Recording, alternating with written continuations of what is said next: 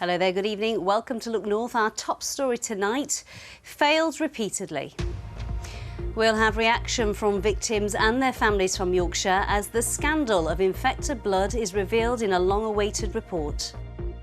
It's just constantly been brushed under the carpet, pushed to one side, ignored, people moaning and groaning about it, and this today is massive for us. The Prime Minister calls it a day of shame for the country. We'll be live in London with the latest. Also tonight, children at a Barnsley school ask police to do more to stop the vandalism blighting their community. Dressed to impress, why prom outfit donations mean everyone can go to the ball at a school in Leeds. And on the final stretch, we catch up with the Yorkshire woman attempting to climb Britain's 3 highest mountains and run between them. Well, after yesterday's glorious sunshine, mixed fortunes today. Actually, the best of the sunshine has been towards the coast further west. It's been pretty cloudy. But what about the rest of this week? Join me for the detailed forecast.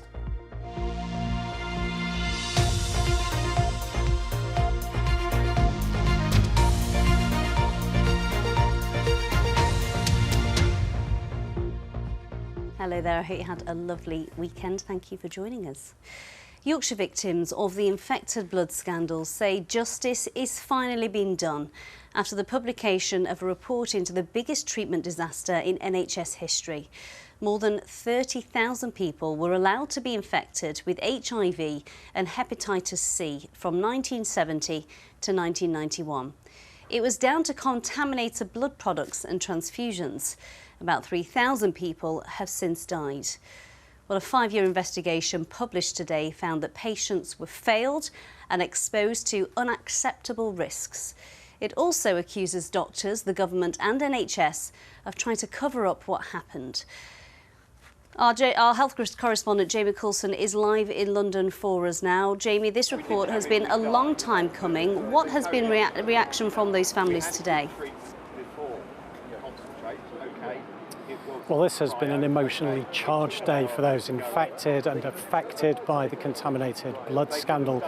Today, they had the truth as to how so many lives could have been ruined through no fault of their own. And here from the public inquiry, also recognition that what happened could largely have been avoided. I do want justice for Dad. I want to be able to look at his photograph and go up to his grave. And I want to be able to say, I did it, we did it, for him. For Eileen Burkett and her family, today is about truth and justice. Her dad, Ted Burkett, was infected with HIV and hepatitis C by blood products he'd been given to treat his haemophilia. 5 other members of their wider family who were haemophiliacs were also infected by the viruses. The harm that was done to people cannot adequately be put into words. Today, Sir Brian Langstaff, the chair of a public inquiry into the infected blood scandal, described a catalogue of failings that, when taken together, caused a calamity, one he said could largely, though not entirely, have been avoided. More than 30,000 people were infected by contaminated blood products or blood transfusions in the 1970s and 80s. Haemophiliacs were particularly at risk due to a new clotting treatment called Factor VIII. It was made from blood plasma pooled from thousands of donors. NHS shortages at the time meant some stocks were imported from the US, where high-risk groups like drug addicts and prisoners were among donors paid to give blood. Today's report is more than 2,500 pages long and found that infections happen because doctors, blood services and successive governments did not put patient safety first, and that patients were knowingly exposed to unacceptable levels of risk. The report also found there was a subtle, pervasive and chilling cover-up of the scandal with the deliberate destruction of some documents. Research was conducted on patients with bleeding disorders, including some children, without telling them or their parents or informing them of the risks. And the many harms were compounded by repeated and ongoing failures by governments and the NHS to acknowledge patients should not have been infected. What I have read so far, I'm quite happy with. I came here for some justice and really for somebody to say, you know, that they've done wrong in the past, and what I've read so far in here, it's failing, failing, failing. Feel vindicated. Richard Warwick from Scarborough was infected with viruses including HIV and hepatitis C at Trelaws College in Hampshire, a school which had a specialist NHS clinic for haemophiliacs. The report found children there were regarded as objects for research and that risks of transmission were known but not minimised. We made a pact saying that we will fight every day to get justice for those boys that died as a result of the infections they received. And we'll continue on. Amid the reflections today were calls for national recognition of the lives lost and ruined, a disaster that, in the words of the inquiry chair, was not an accident. The report also made numerous recommendations, chief among them to establish a full compensation scheme as soon as possible. It also called for lessons to be learned and steps taken to improve patient care and safety, including finding those people who may have hepatitis who are as yet undiagnosed. This has been called the worst treatment disaster in the history of the NHS, and today it was laid bare why that is the case. Jamie, thank you. Well, let's get some political reaction now. The Prime Minister has offered a wholehearted apology to the victims and called it a day of shame for the British state. This is an apology from the state to every single person impacted by this scandal. It did not have to be this way. It should never have been this way. And on behalf of this and every government stretching back to the 1970s, I am truly sorry. The compensation has got to come through for these families that have been affected by it.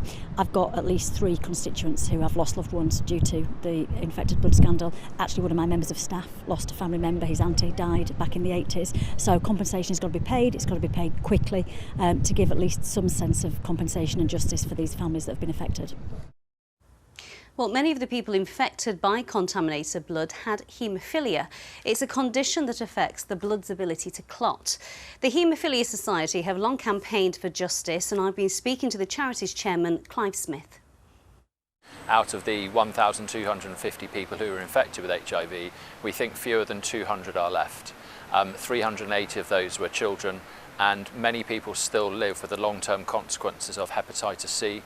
Some people are currently waiting for liver transplants as we speak, so the impact of this is still being felt by future generations.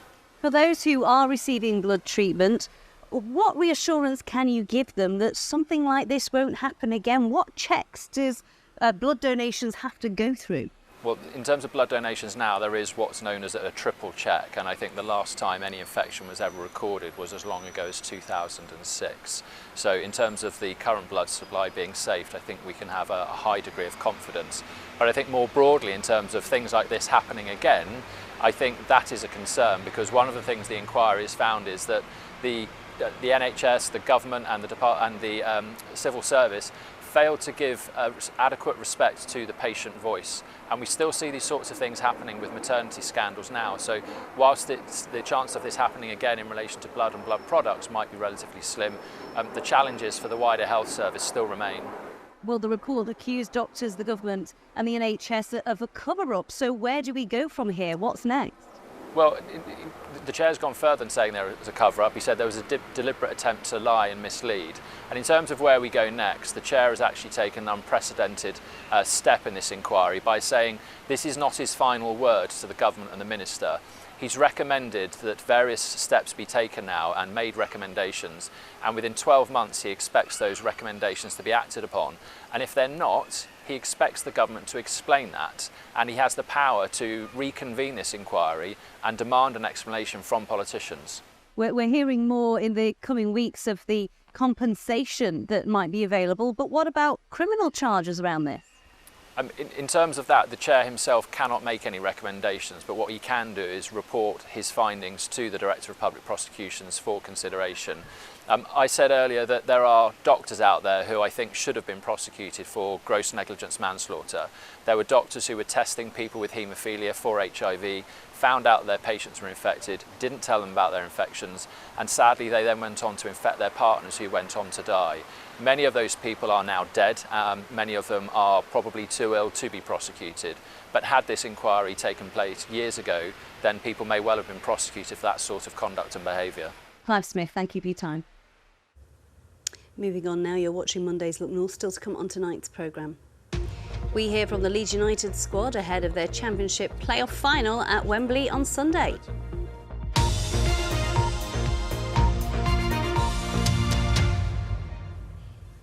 But before that, children at a Barnsley primary school are writing to the police to ask them to do more to stop the vandalism that's blighting their community.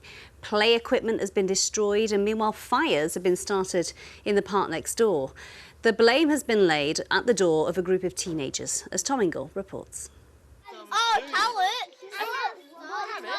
Yeah, tell it. School should be a safe place to play and learn. These children at Parkside Primary Academy are still in their reception years, but they've already had to confront the unpleasant side of life.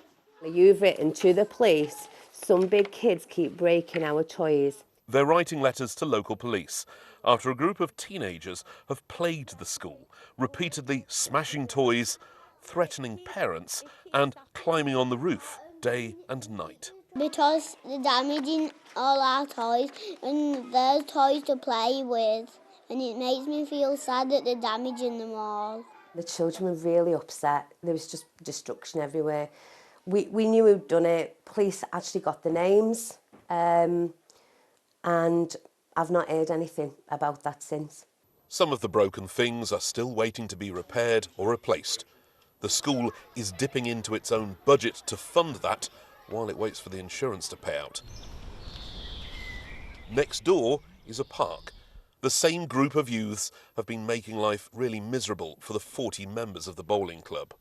So you can see burnt out bin, damage to the surface. Is that all they're doing? That there's where they had the first bonfire, when they broken into this and dragged tables, chairs, everything that could burn out and burnt it there. Recently, heavy locks were cut, the club's aerator was dragged out of store and its petrol tank filled with paint. Now it's useless. There's about half a dozen hardcore, and then there's hangers-on, you know, the normal people that run away when anything bad happens. Have you talked to the police?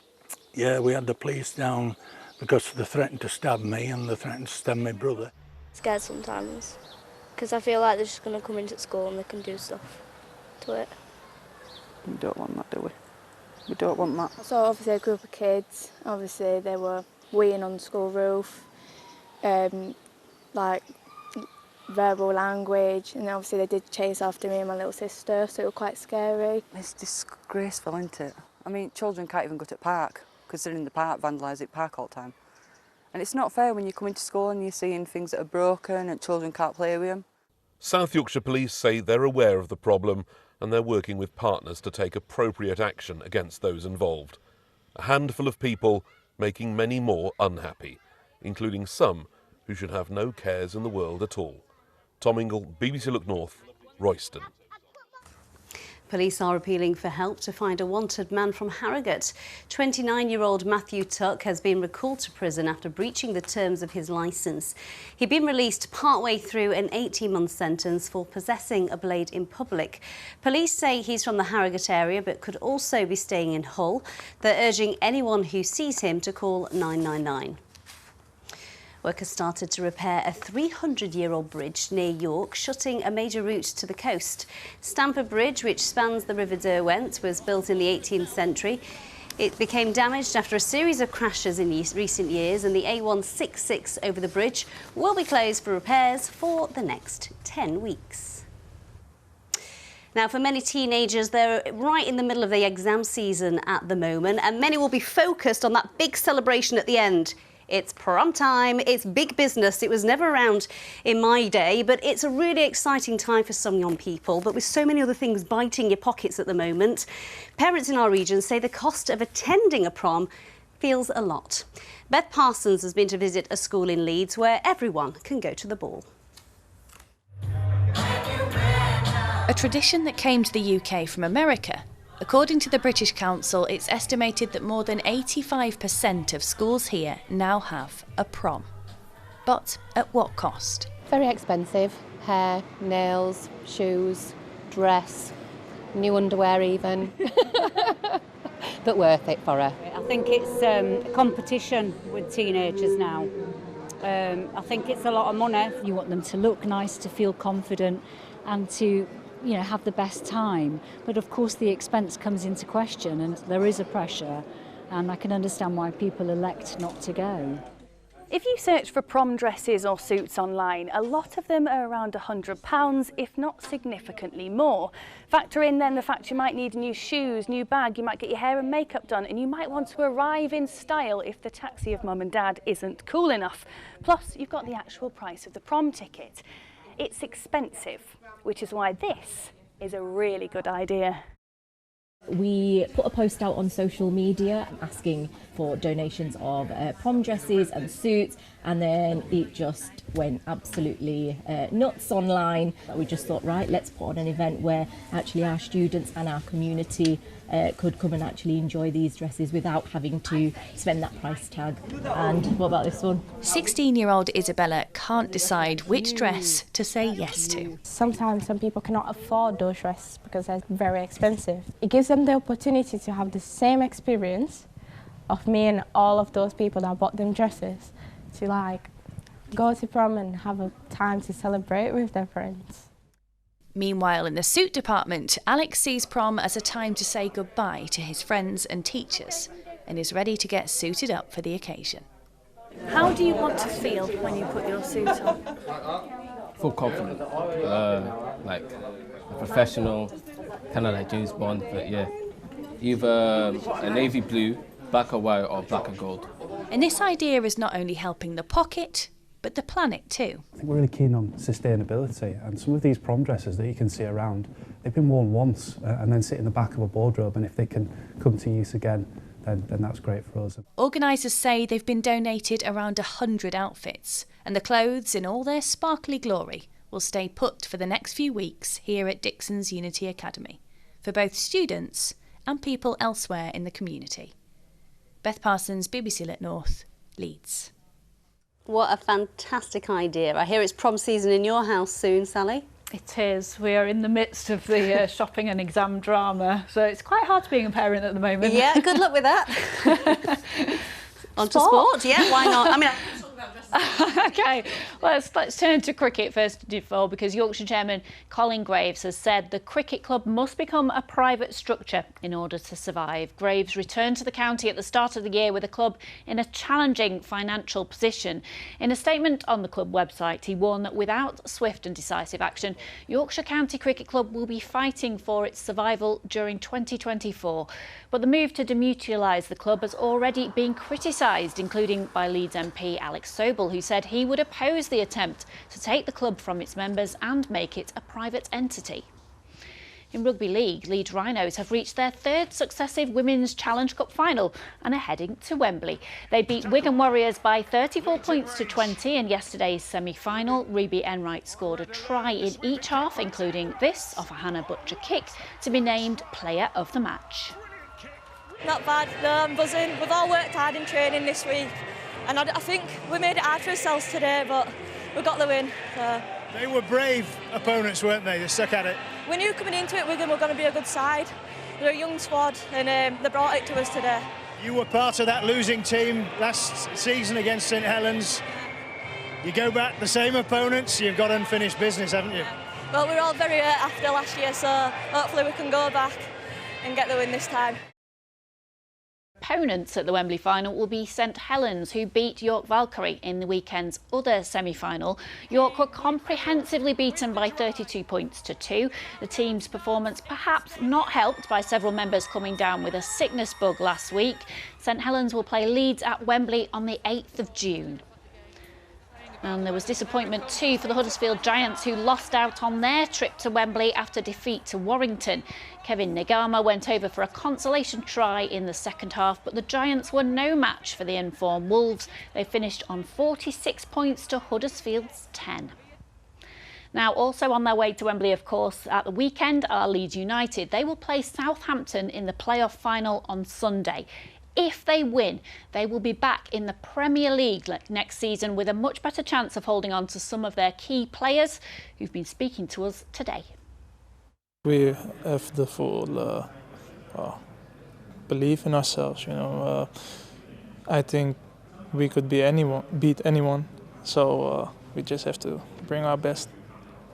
You know, Wembley is everybody knows this stadium. It's one of the best stadiums and in England. The stadium has a story. Every final go there. Champions League final in Wembley.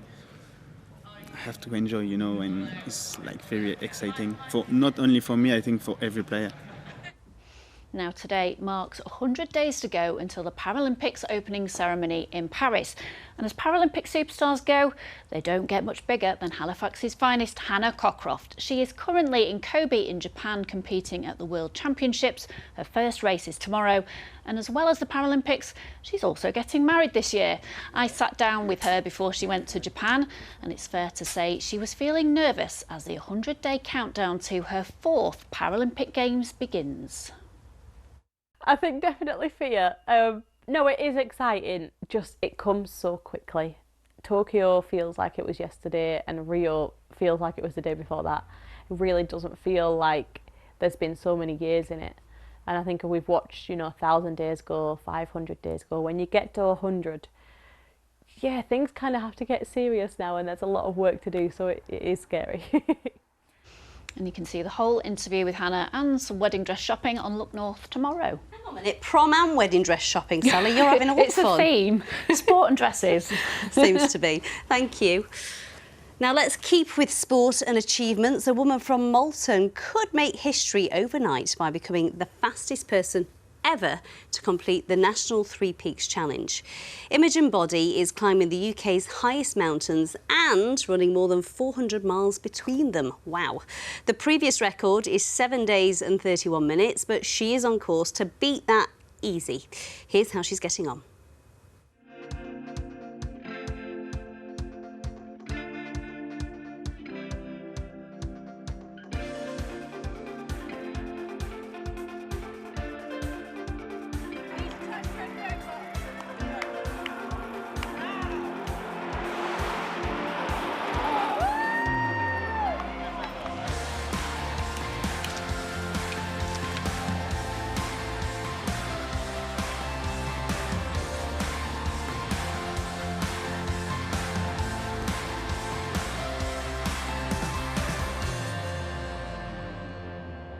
I was in a slight low now before, but feeling better now.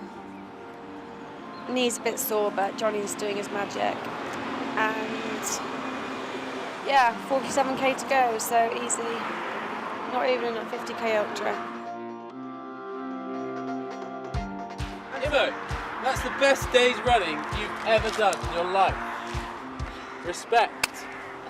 17 hours on the trot. Well done. 25k PB. Absolutely monumental.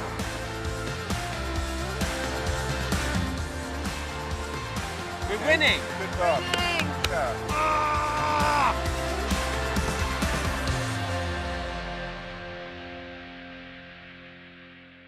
Easy peasy. She's a powerhouse, isn't she? We'll, of course, be keeping you up to date with how she gets on. Paul is here because every Monday we ask him one of your weather questions. Tonight it's from Annette Shackley. She's been in touch from Hunby near Filey to ask why there's always sea fret on the coast around this time of year. Good evening, Paul. It's your favourite time of the week, isn't it? It is my favourite segment, Paul. Yes, quite right. First of all, can you explain what sea fret is? Yeah, it's a local term for sea mist, fog, low cloud. You can call it sea roke or sea har, but it's mist and sea fog. I've got a couple of pictures that actually have been taken in the last few days. There's been quite a bit along the east coast. The first picture is of Scarborough. That was Friday morning. I mean, we've all been to the coast when it's been like that, grey and drizzly. This was taken on Saturday afternoon. Now, the low cloud had burnt away, but you can just see it out to sea. So why does it form? Well, we've got a super duper graphic. Don't forget that the sea is still relatively cold, but the air is now warming up because we're in May. So if we can run that super duper graphic, if the wind's in the east, you see that warm air coming over the cold water, and the moisture in the warm air condenses into low cloud, into mist and into fog, and then you step 2 miles inland and it's all gone because the land is a lot warmer. So the East Coast is really prone to this type of thing in spring. Every day is a school day. It is, isn't it? Thank you for that question, Annette. And of course, if you want Paul to answer one of your weather questions, yes, you're all ears, aren't you? You can get your smartphone out and point it to the screen. You can get in touch by dialing that number as well. But if you want to ask me anything on weather, climate or the environment, I will try and answer your questions every Monday. Let's have a quick look at weather pictures that you've sent in. That was York. Look at York on Sunday. Absolutely fantastic. It makes a change. The King's Arms been in and out of floodwater for the last 5 months. So well done to the King's Arms in York. And I think we've got one more picture, if I remember correctly. No, we haven't. So if you want to get your pictures on the telly, addresses are on your screen right now. So tomorrow looks a bit mixed, a variable cloud. There'll be some sunny spells, also a risk of showers. And then we look at this system here. It could make for a very wet day on Wednesday, Tuesday night into Wednesday, Thursday rather cloudy with scattered showers, but then Friday and into the bank holiday weekend does improve and it looks mostly dry with some sunshine. Now you can see the extent of the cloud today. Actually, the coast has seen the best of the sunshine. How ironic is that? But as we run the sequence through this evening and overnight, we look down to the southeast. This area of cloud currently coming out of the Low Countries could bring some thundery downpours into parts of South Yorkshire. Elsewhere, it should be dry with temperatures around 6 or 7 degrees. Tomorrow's high water time, Scarborough 3:37, Bridlington at 4 minutes past 4. Some sunshine at first. We'll have a band of thundery showers working westwards, and then the rest of the day, variable cloud, some sunny spells, 1 or 2 isolated showers. And look, there's that sea fret, sea mist affecting the east coast, especially later in the day. Temperatures in the brighter spots, not bad, 18 Celsius. That is 64 degrees Fahrenheit. And then into Tuesday evening, we could well see some thundery downpours gradually moving northwards. And I think if we move into Wednesday, it potentially could be a very wet day. Scattered showers Thursday. There's that improvement into the bank holiday weekend. That's the forecast. Last 10 years, I've sat there and thought, what is sea fret? Now I know. There we now are. we all know at home, don't we? We do indeed. You love a Monday, don't you, Paul? I do. That extra airtime. That's it from us. Mark Ansell's here with the late news. Bye-bye. Now then.